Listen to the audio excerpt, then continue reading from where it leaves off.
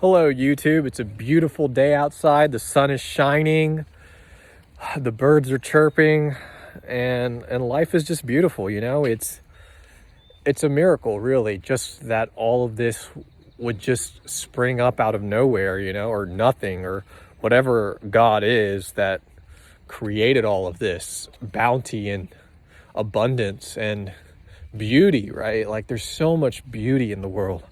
But yeah, for this video, I want to talk about Advaita Vedanta, right? What is the self? What is this higher consciousness? Mostly, I'm going to be speaking from the brief flashes of enlightenment that I've had throughout my spiritual journey. I mean, I'm only 32. I've been meditating for about 10 years now.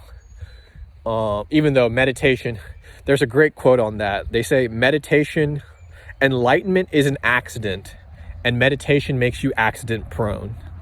So that's definitely how I view things is, you know, you don't have to meditate to be enlightened.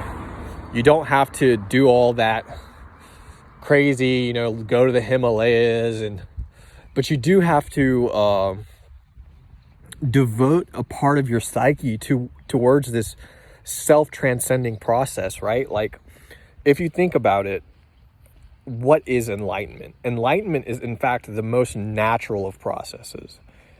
It's a fixing of the psyche into the here and now. Be here now. That's what Ram Dass always says, right?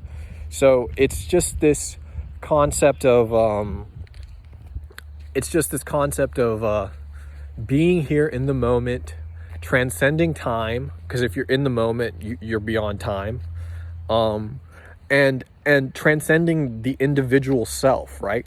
Just like the atom is transcended by the molecule, or the cell is transcended by the human body, the human is transcended by God, which is like we are all cells within God. So it's very logical. I mean, I don't know many people who can logically on you know, rational grounds say that my philosophy is false. It's just the most natural of things, and what I've noticed from my own experience is that,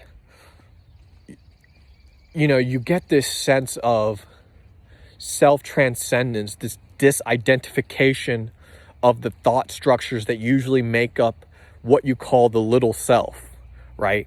So it's like these thoughts are running through the mind, but you no longer identify with them.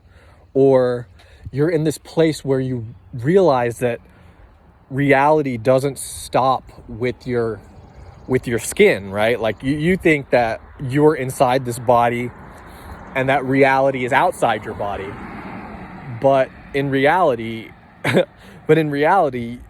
it's not that at all. It's like you are everything.